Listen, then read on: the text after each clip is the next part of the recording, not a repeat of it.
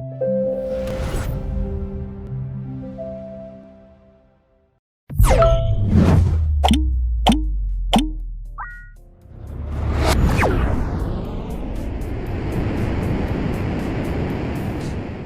you want to reach new heights in your career or profession, level up projects for clients, and grow your skills and expertise? Unlock your true e-learning potential and collaborate with experts from the iSpring Academy to create the perfect courses for your business.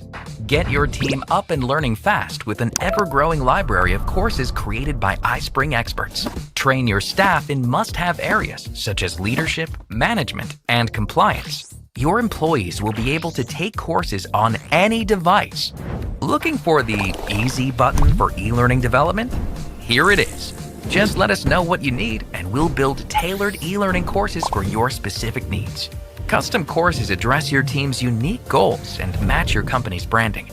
If you need to learn the practical side of instructional design, this is the course you're looking for. It includes 20 video lessons that will help you master every stage of course development. You'll learn how to create effective courses from A to Z, engage learners, and help them develop their knowledge and skills. Level up your proficiency with iSpring software and increase your value in the field of e-learning with an iSpring certification. Your iSpring Professional Certificate is proof of your expertise in using iSpring software to build e-learning courses and deliver training.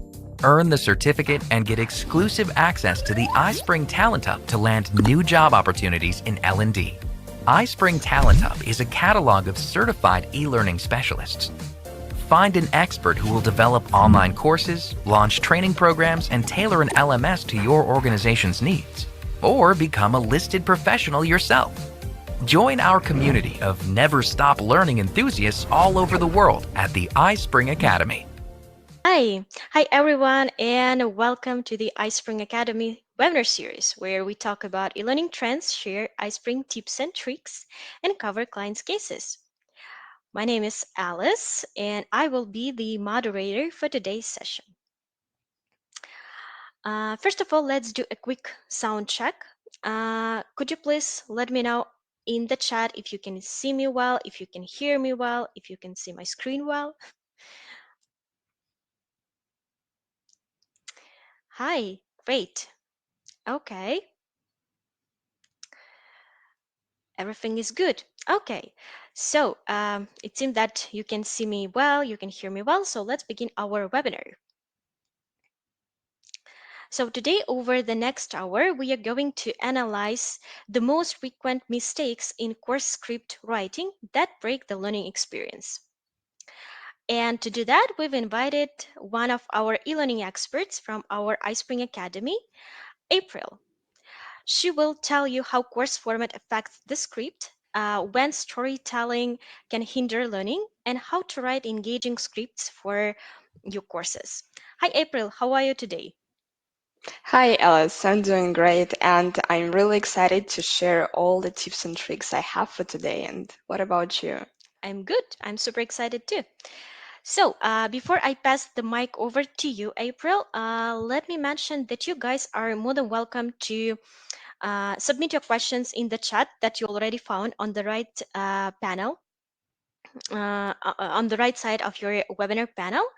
And we're going to practice a lot today. So get involved in the discussion, take part in the debates, and be sure to ask questions in the chat room. Some of them will be answered by our specialists right away, and some of them we will leave for Q&A session. And besides asking your questions in the chat room, you can also chat in our group on LinkedIn. There you'll find a lot of helpful and inspiring content, useful resources on course development and content writing, webinars and events announcements, the latest trends in e-learning and instructional design, and career advice and useful tips for novice instructional designers. So join our group and find yourself in the company of like-minded, passionate instructional designers and course creators. So this webinar is being recorded, so don't worry if you are not able to sit through the whole session. We will share the link with you after the webinar. But I would really encourage you to stay with us up until the very end because this is a great opportunity to address your questions directly to us. And of course, there is another reason to stay till the very end because it's our gifts for participants.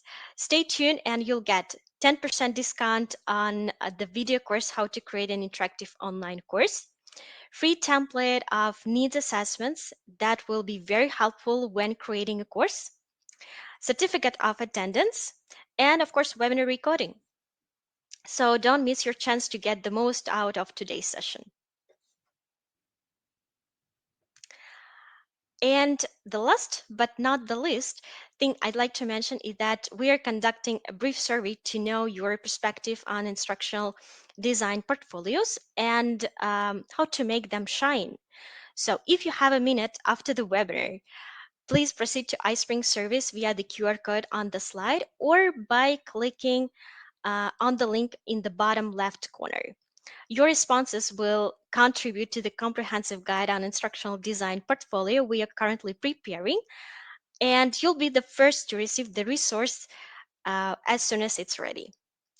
So, at this point, I'm done and I'm ready to pass the mic over to you, April, to start the presentation.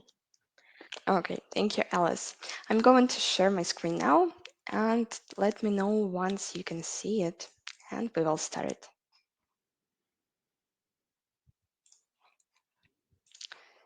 So can you see my screen? Please let me know in the chat so that I can see that we can start. Okay, thank you, Paul. I can see that everything works correctly and we can proceed. So, hello everyone again, and I hope all of you are doing great. Today, our webinar is going to be packed with useful information, and we are going over the 10 most frequent mistakes in course script writing.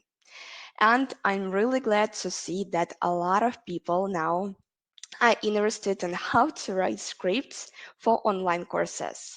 Today, we are going to talk about how the course format influences the script, how to know what to focus on in a script, conveying knowledge or developing skills, how to organize work on a script to achieve the desired results, when storytelling can compromise the learning process, and how to write comprehensible and engaging text. And I'd love to know a little more about you all before we start.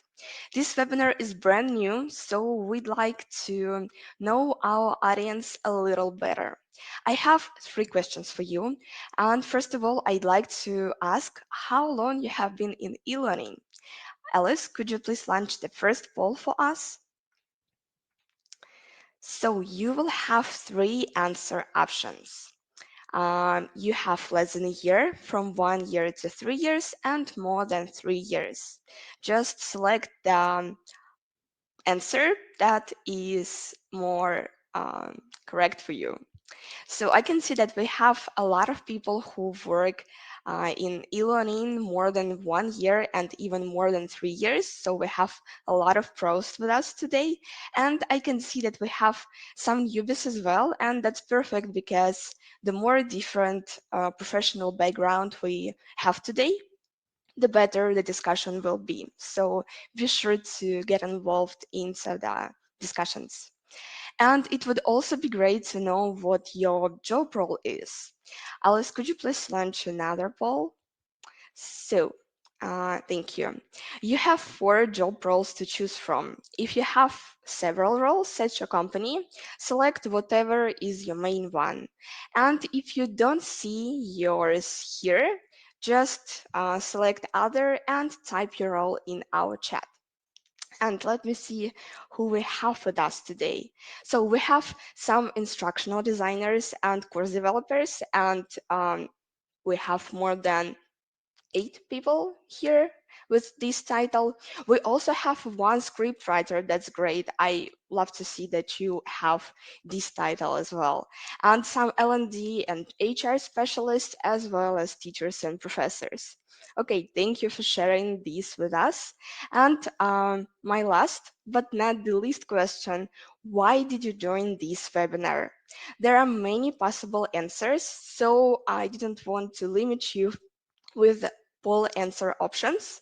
Just write the reasons why you decided to participate in this webinar in the chat, and hearing from you will help us plan our future webinars better. I will give you just a second to answer the question, and if you don't mind, I will take a sip of water.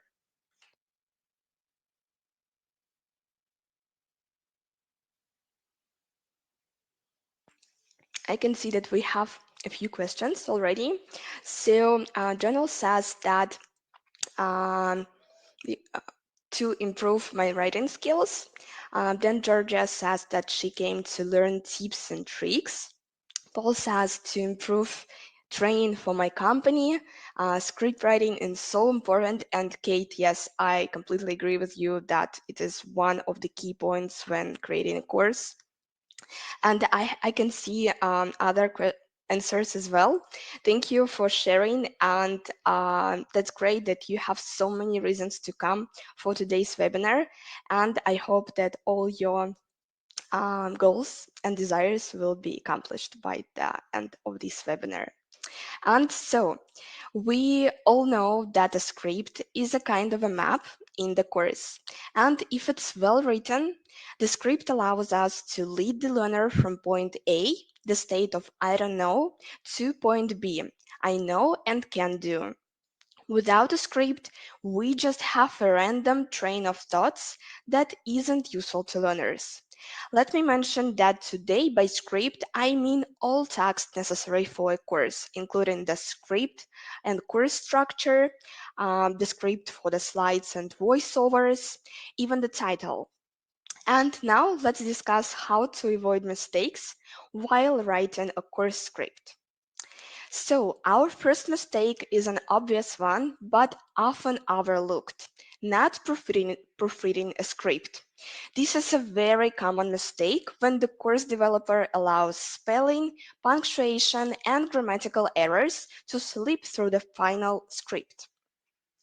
And imagine you're a learner and you see this as the first slide of a course. Take a closer look and notice what is wrong here. And I'm sure you'd immediately see that these typos just jump out at you. What's your first reaction when you see these typos on a slide?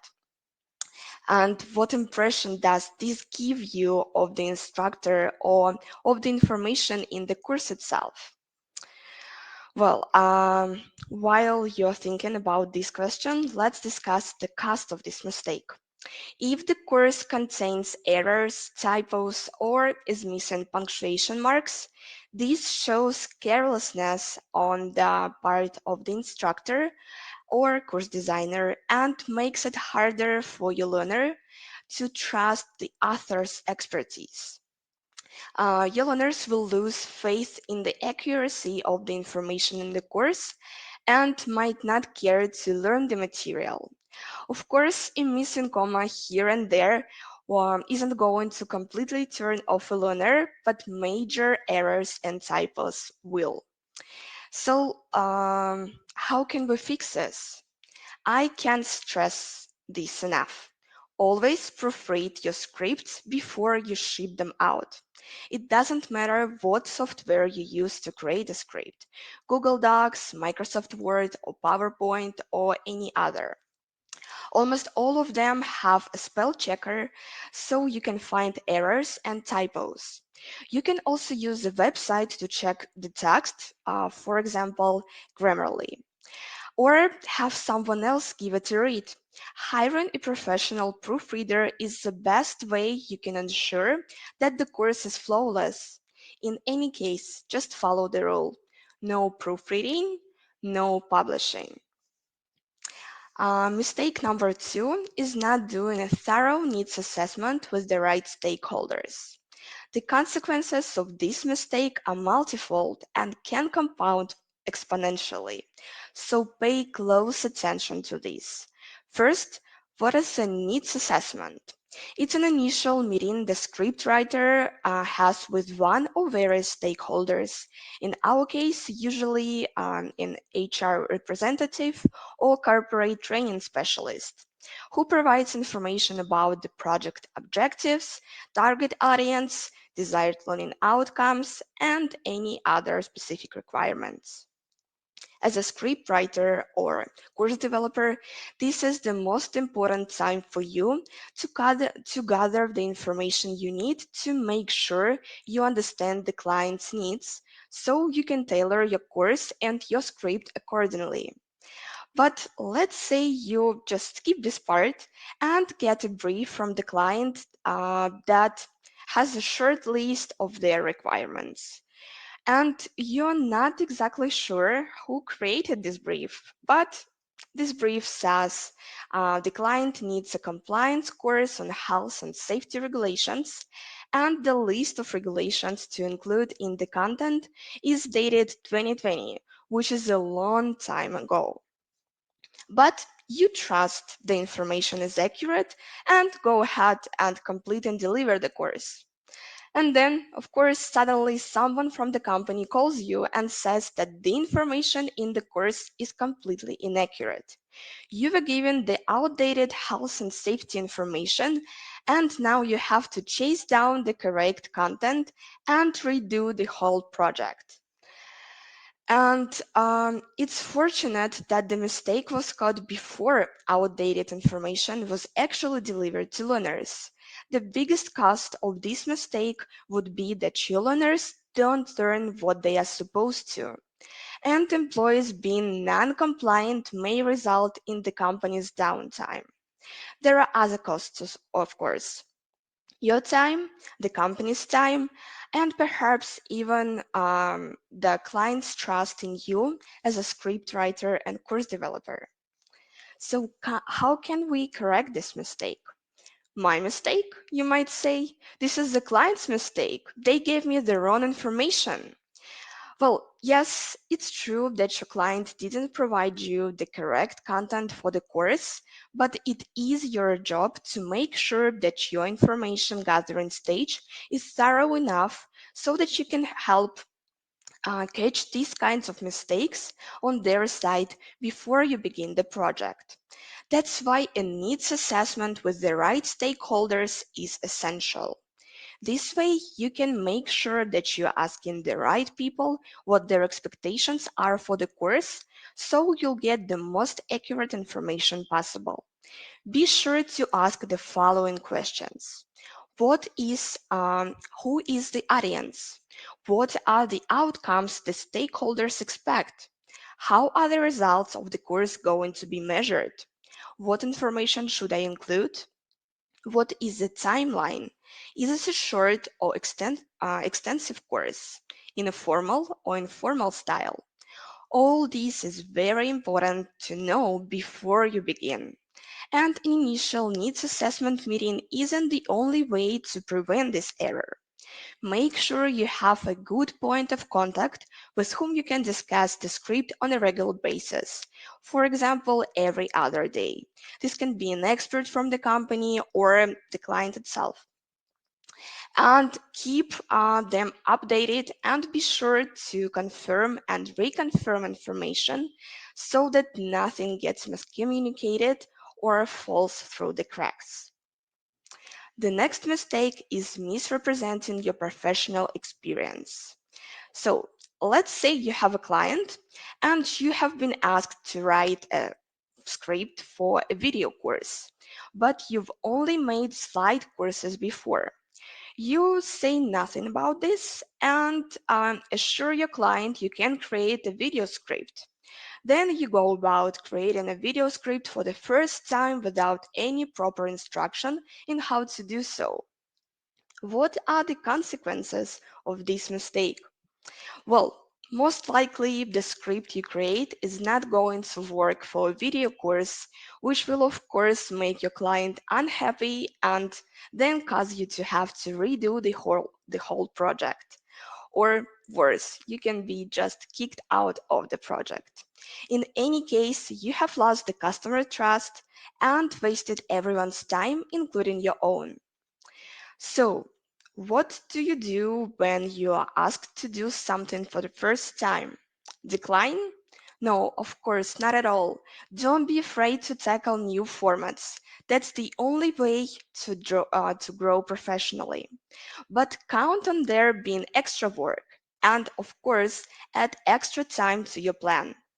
This will give you a chance to do some research, consult with people who write video scripts, create several versions, go through a review process, and make corrections. And be sure to inform your client that you have never written this kind of script.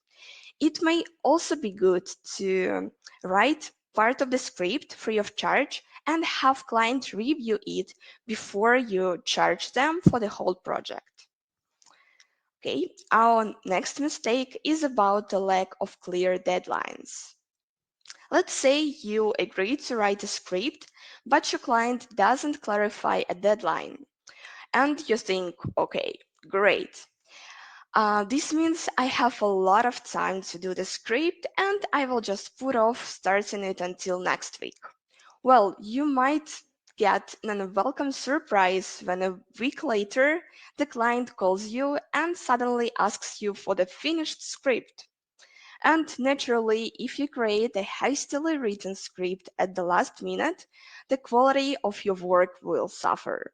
Of course, your client will be upset, even if it was technically their fault for not informing you about the deadline. As I mentioned in mistake number two, you need to remind your clients of essential details such as this. It is your part of your job. How can this be corrected? Always make sure to ask the client about what the deadline is. Get it in written as part of your agreement with the client or add this question to this needs assessment. And also ask when they want to see a first draft versus the final draft, because the client might not know exactly how the review process works and might not account for the back and forth you will have to do together as they give you your feedback so that you can make the changes. And it's also a good idea to ask why the date they've given you is the deadline. This way, you can find out more about the timeline of the whole project. Okay, let's proceed to mistake number five, the wrong format of the course. This happens more often than you would think. Oftentimes, scriptwriters just see the format on the brief and assume everything is fine and don't ask any questions about why the client has chosen this format. For instance, let's say you get a brief saying that the client wants a video course about a product. So you write a script for a video course because that is what they asked for. The course is launched, and a month later, you find out that the course needs to be revised on a regular basis every month because the product is updated frequently. But it's very expensive and time consuming to modify the video all the time.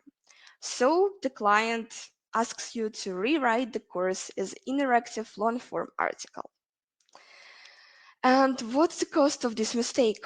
In this case, you also have wasted your time, the company's time, and of course, company's money, all because you didn't ask additional questions about the format.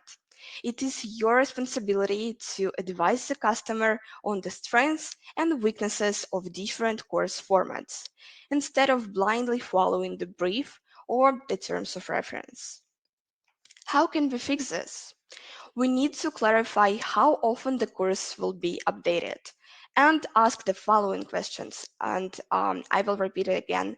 The more questions you ask, the more information you have to make the course as good as possible.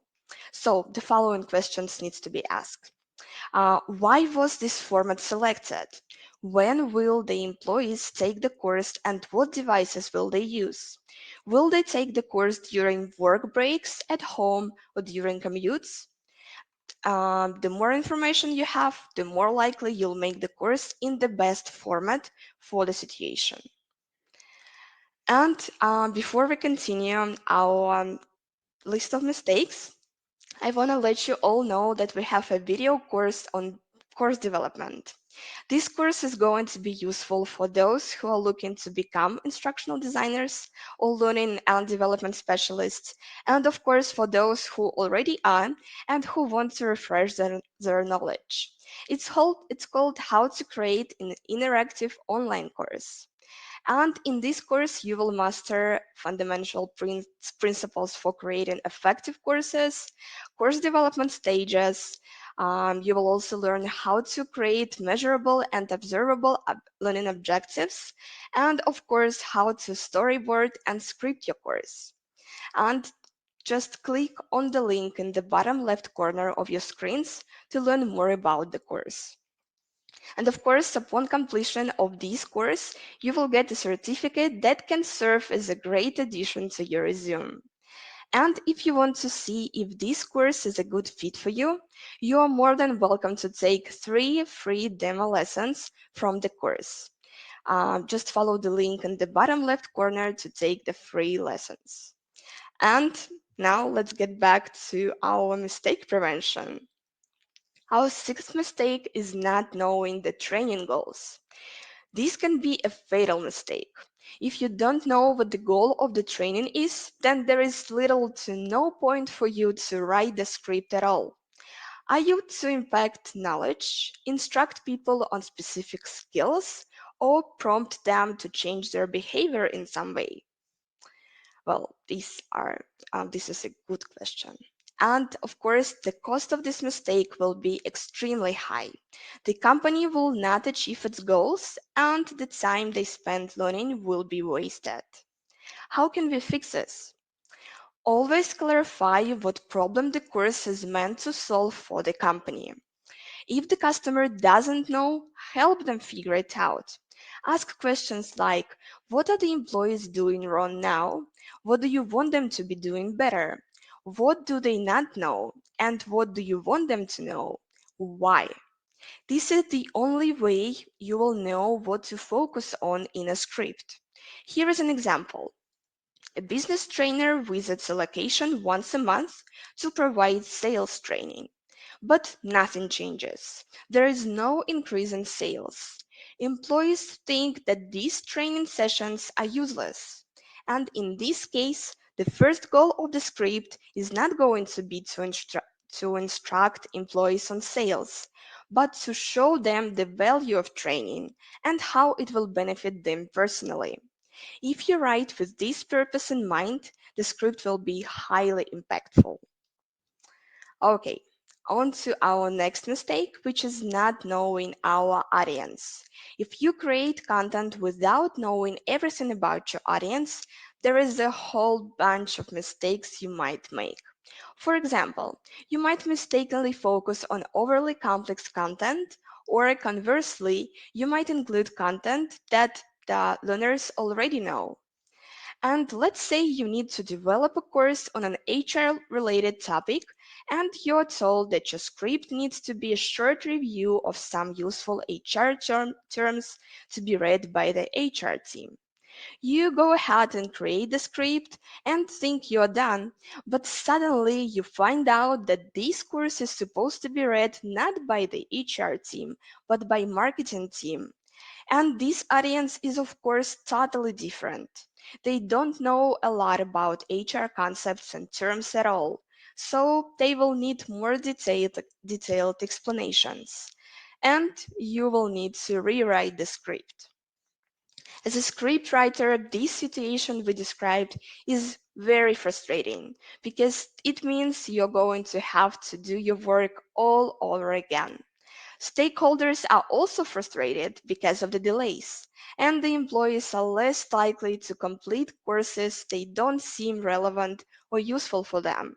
Learners will just click through them without learning anything. How can we avoid this mistake? This is the kind of mistake that you have to prevent from happening by asking the right questions during your initial needs assessment meeting.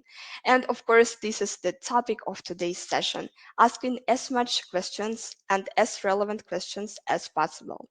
For example, who are the learners? Um, are they new employees or seasoned managers? How old are they generally? What's their general educational level and what skills and knowledge they have already? So these questions will give you valuable insight on how you need to write a script for this audience. Our next mistake is not engaging the learner, and this is a big no-no. Lack of engagement into the learning process may eventually lead to employee turnover. If you don't make an effort to engage the learners and instead just dump a bunch of boring information on them, then you're essentially not going to be teaching your audience anything. Boring content doesn't lead to employees learning. If the script isn't engaging, employees will either tune out the information or abandon it half through. Of course, the consequences of this mistake render your course essentially useless and will frustrate both the learners and your client. How can we fix this? There is a plethora of ways that you can make your script engaging and interesting for your audience.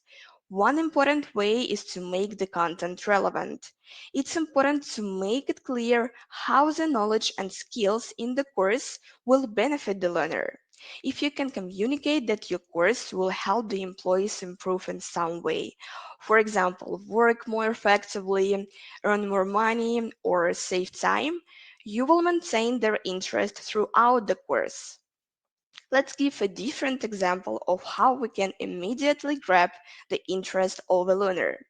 Research shows that someone's level of interest in a course is decided in the first 8 to 12 seconds they are exposed to the material. So, first things first, start with a catchy title for your course. So, just to further illustrate this, let's do a quick audience survey. Alice, could you please launch a poll? The poll about the course titles, the example number one. You will see two titles for the same course. Okay, let's just give it a second to appear. Okay, thank you. So you have two titles for the same course on cyber safety. Choose the course you would prefer to take based solely on the title. So would you take a course titled Basics of Cyber Safety or a course titled Can Hackers Steal Your Money? I will give some time for you to answer the poll. And I can see that almost 80% of the audience chose the second title, Can Hackers Steal Your Money? And I think it's because it sounds more fun, more interesting, and perhaps more engaging. Let's try one more time. Alice, could you please launch another poll?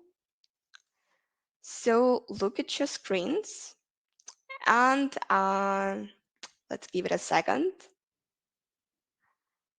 to appear. Okay, now you have it. So now you have three titles for the course. And again, select the course you'd like to take based on its title. I will again give you some time to answer.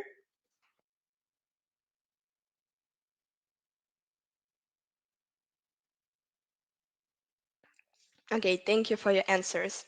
And I can see that the title Sales Fundamentals lost. It only has 5% of votes, and two other titles, Sell Me This Pen and How to Achieve Sales Goals and Survive, um, have more votes.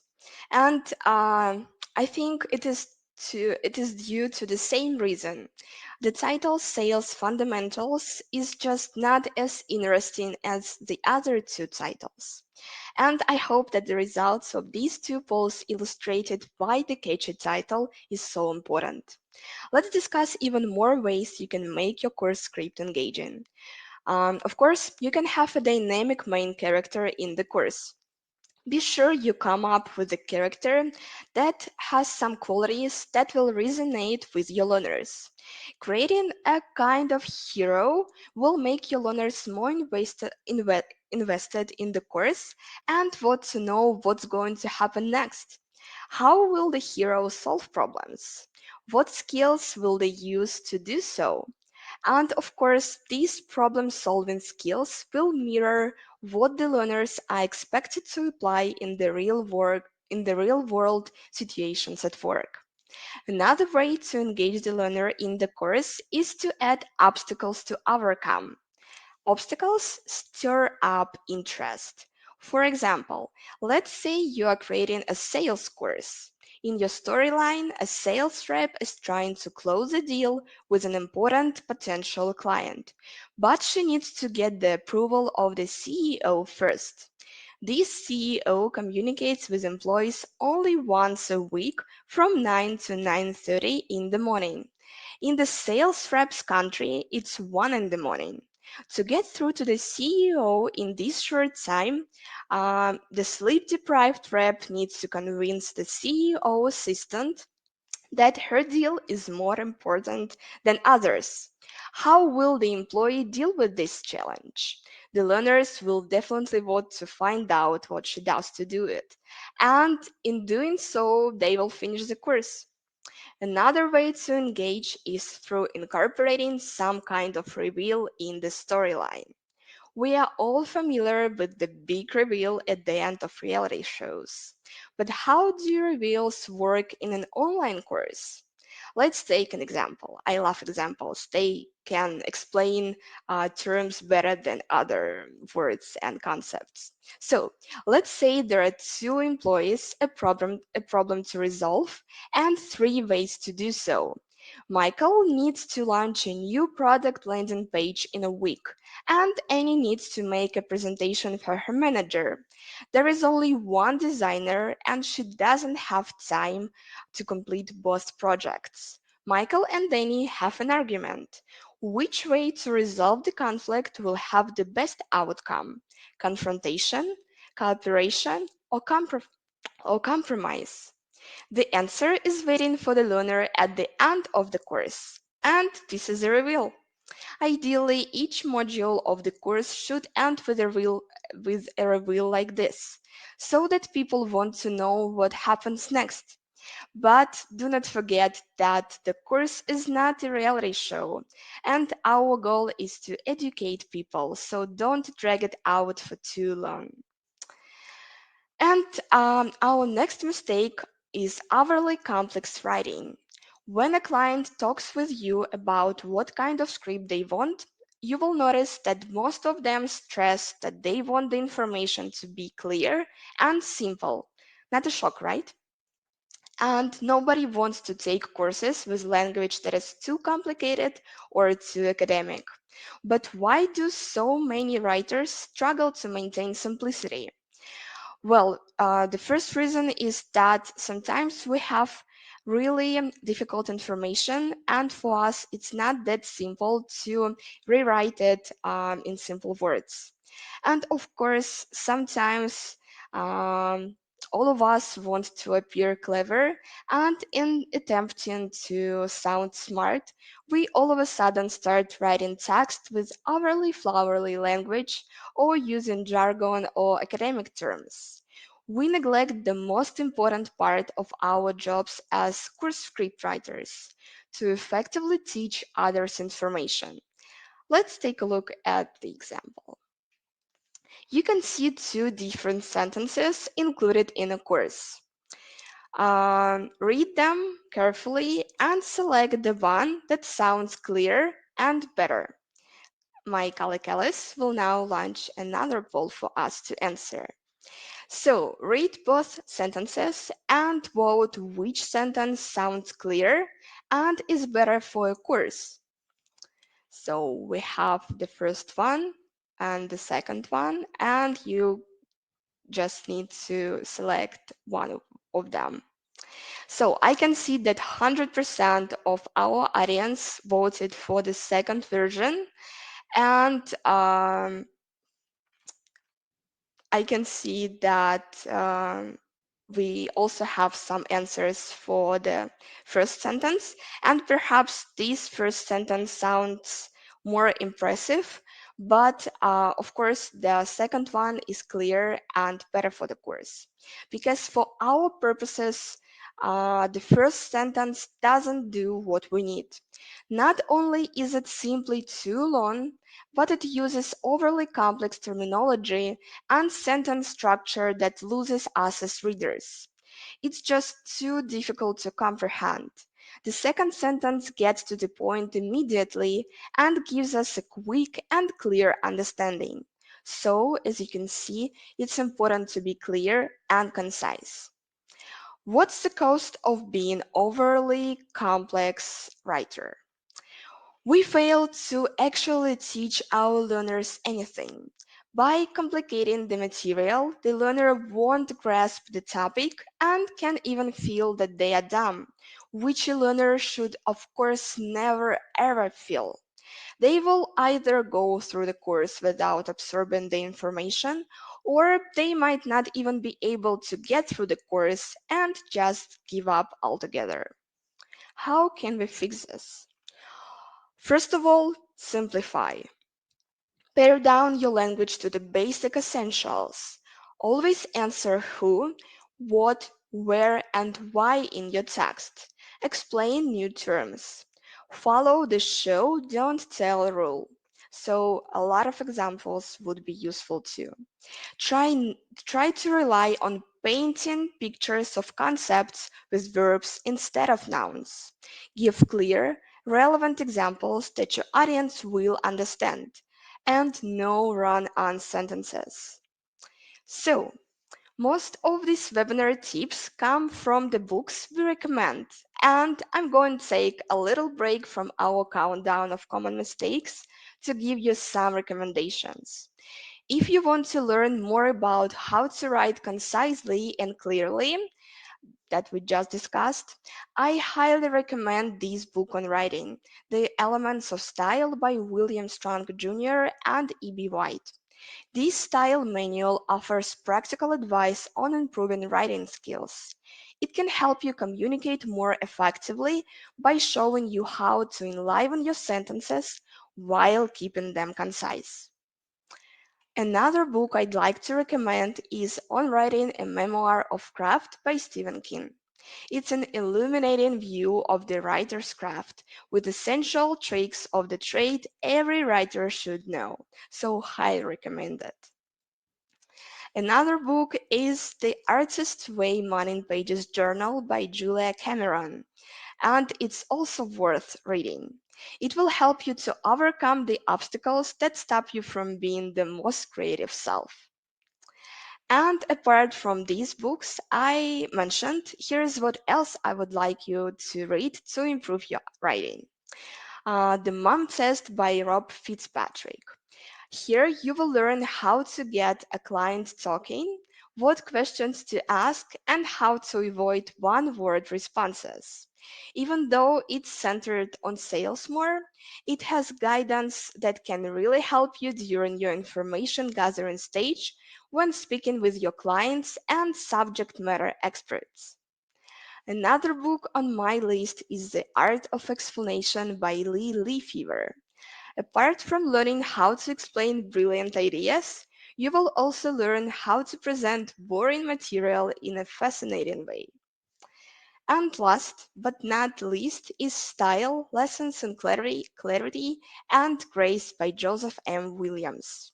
This book will help you with the most essential elements of script writing, language, and style. If you miss the mark on these, there is little you can do. Also, this book is based on research on the psychology of linguistics and reading and is updated on a regular basis. So here is the list of our recommendations, and you are more than welcome to save it for future reading. And if you have any other books you would like to recommend to us today and to our audience, you're more than welcome to share them in our chat. So let's get back to our mistakes. And our final mistake for today is incorporating too much storytelling in your course writing.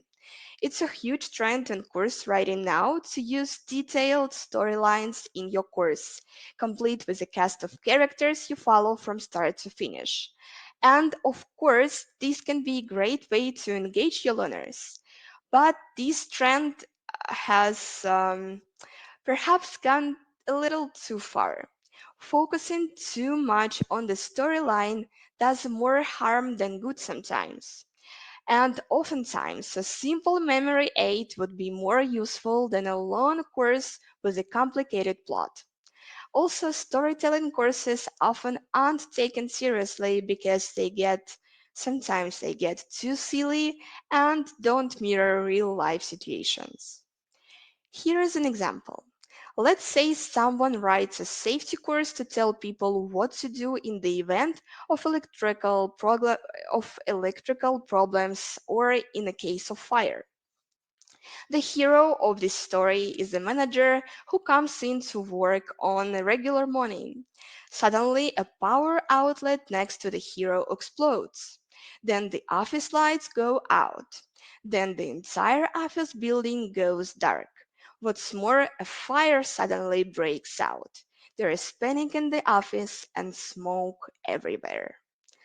Now, aside from the fact that power outlets usually don't explode in real life, the problem here is that a preposterous storyline detracts from the seriousness of the content.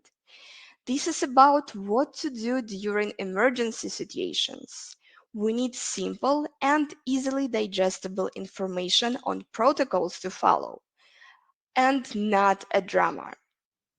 What's the cost of this mistake? The learner might tune out and not pay attention to the information because it's hard for them to take the course seriously. And the learner might even quit the course halfway through. And then, of course, there is no transfer of knowledge happening. How can this be corrected? Storytelling is not the only tool in a scriptwriter's toolbox. There are many other models that can be used to guide the script. Storylines should be used sparingly, and if you must incorporate one, don't make the story longer than it has to be, so that you have room for the actual information you are trying to teach.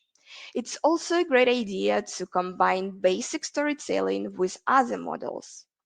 One model that can be used instead of storytelling is the Kolb cycle. Let's take a closer look at this cycle. So, the Kolb cycle breaks down the learning experience into four stages. Concrete experience, when the learner is having the actual experience. Reflective observation, reflecting on the experience. Then abstract conceptualization, learning from the experience they had. And then active experimentation, when the learners are trying out what they have learned. You can incorporate these stages into your course script. The order may differ depending on the course. To illustrate how you can do this, let's take the example of a fire course, of a fire safety course. First, to present the learner with the first stage, concrete experience, you can start the module with a task that calls upon the learner to remember their previous experience. A character in a course may ask, how do you know where to go when there is a fire? Let's say the learner gets the answer wrong. They are then shown feedback that the answer is wrong, which prompts them to reflect on their answer, incorporating stage number two, reflective observation stage. The learner then receives information on the reason behind the correct answer, which aligns with the next stage, the third one. And lastly, the learner is asked to choose an answer again with the knowledge they have now, and this practice completes the cycle with the active experimentation stage. You can also integrate the stages of the COLP cycle by asking students to recall their experiences and feelings and then provide information and a practical task. Always remember the target audience when using the COLP cycle though. If you're doing an onboarding course for beginners, then the cold cycle may not be suitable because students do not have any prior knowledge about the company, its culture, and standards. So the previous experience and reflection stages will be hard to integrate. But you can ask the student to recall an experience close to the topic of the course. For example, if they have no experience of dealing with a dissatisfied customer, they have probably witnessed similar conversations in a store, pharmacy, or in a line. Okay, we have made it through all 10 of the top mistakes made when script writing. What do you think about all of them? You can see all the mistakes we discussed on your screens now, and I invite you to share your thoughts and comments, and of course, ask questions you might have in the chat. And while we are waiting to hear your thoughts and questions, I'd like to give you a little more information on the video course I mentioned earlier. How to create an interactive online course is for those of you who want to take their first steps in the world of course creation or refresh your memories. You can create a complete course from scratch using only the help of the exercises and feedback from your iSpring trainer. And we designed this course so you can create training that actually grabs and keeps your learner's attention. You will learn practical, actionable strategies for applying today's most effective learning theory to your e-learning courses. Your trainer will be Anna Poli, a senior course developer at iSpring Academy. And I'm sure some of you already know Anna as she is a speaker at our webinars and conferences. During this course, Anna will share her expertise and help you create courses like a true professional. This course has 20 video lessons with an average duration of 15 minutes. 10 of these lessons come with the practical assignment for which you will receive Anna's feedback, and all lessons are accessible right away, so you don't need to wait for the trainer to send them to you. You can take them at your own pace and wherever and whenever you want. Your trainer will review every task, answer your questions, go over your mistakes, and help you fix them. And as I said before, you will be assigned tasks after lessons to put knowledge into practice and build a sample course step by step. For example, you will be assigned to create a theory module, a test, a record a video training, which will all be incorporated into your final course. And as a way to show you our appreciation for taking part in this session, we are giving all of you a 10% discount on this fantastic course. To get the discount, just follow the link in the bottom left corner of your screens. And this offer is valid till June 13th, so don't miss your chance to master your skills. And I would also ask you to fill out a survey after the webinar to give us your feedback. The survey will appear right after the webinar is over, so don't close the webinar window after the webinar is over. And you can also follow the link my colleague will send in the chat now.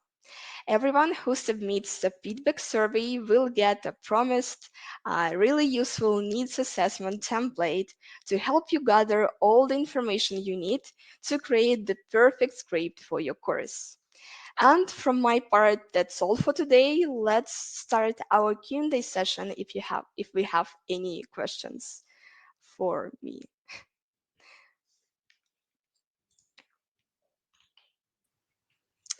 Thank you, April, for such a great presentation.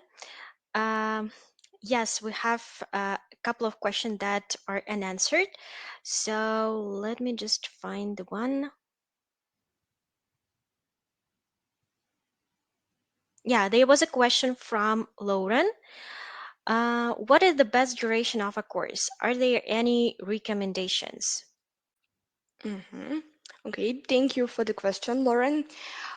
So I'd say that unfortunately there are no universal time frames, and it's all about need and um, context. Of course, there are different opinions. Most and some, I'd say, some experts say that a good length for an e-learning course is somewhere between 15-30 minutes, and there is a lot of research to back this up, and I'd say that I personally prefer this duration, so from 15 to 30 minutes. And some people think that longer courses are better, and they put the limit of like an hour and a half, more like a standard lecture, you know.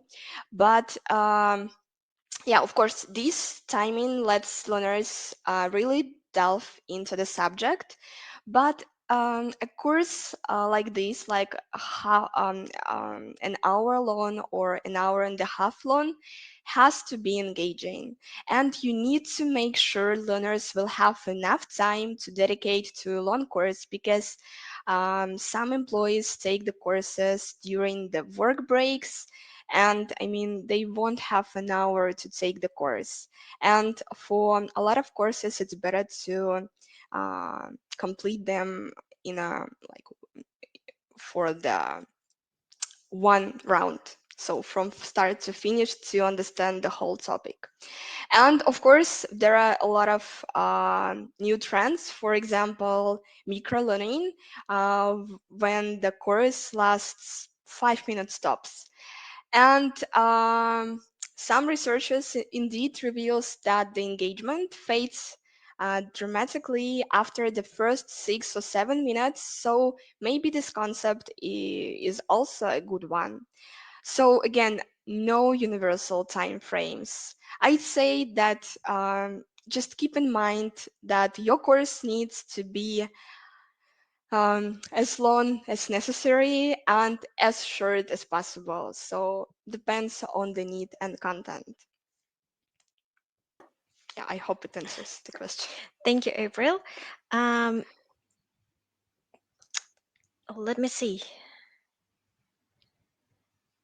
Oh, and Laura, there is another question from Lauren, where I can find the list of the books.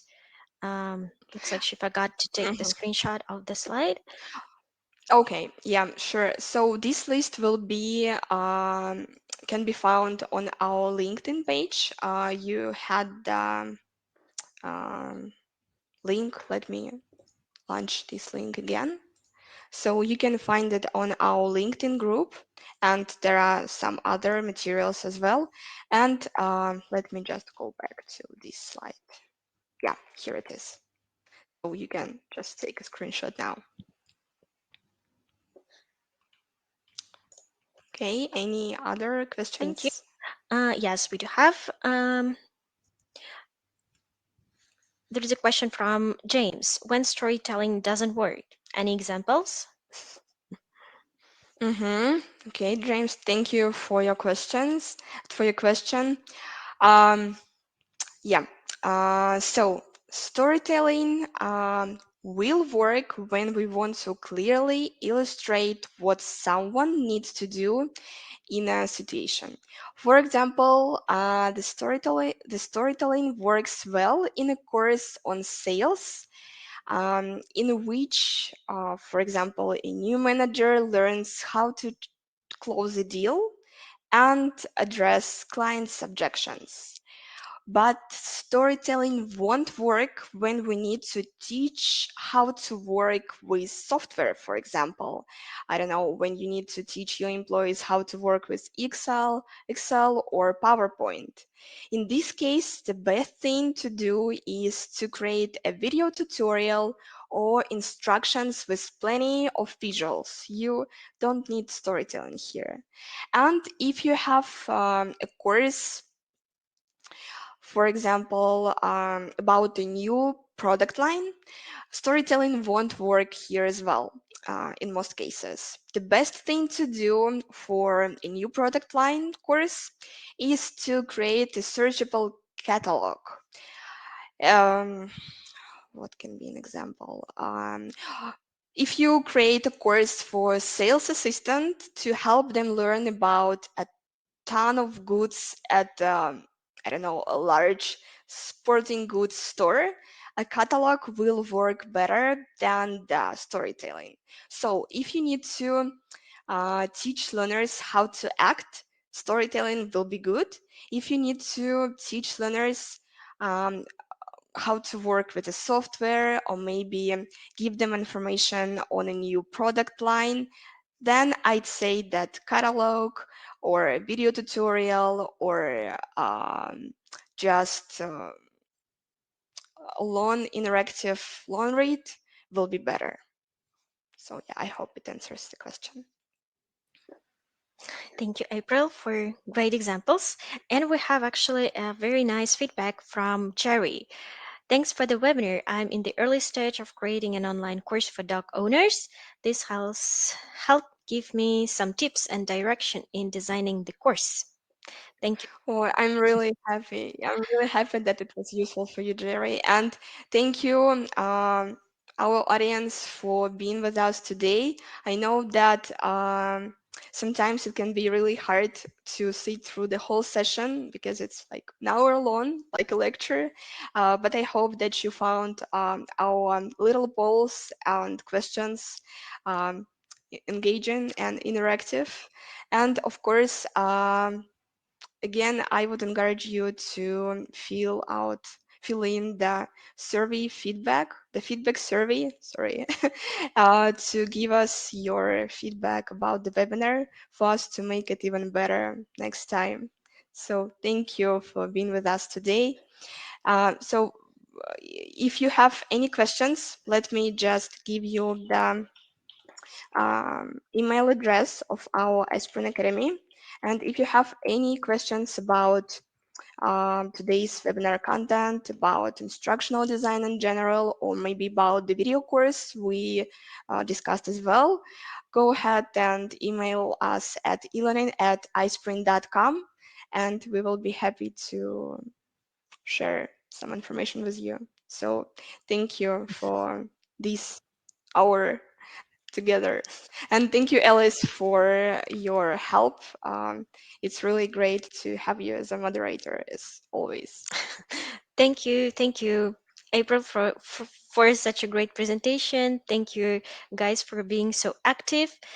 Um, Thank you for spending this valuable, hopefully valuable hour with us. And don't forget to fill out the survey, please, please. It won't take lots of time. So I think that we covered all the question. And if any questions come up, please feel free to send them us directly to April or directly to sales or customer care at iSpring.com. Okay, thank you, and have a great day, afternoon, or anytime you have at your time zone. So goodbye and see you at our next webinars. Thank you.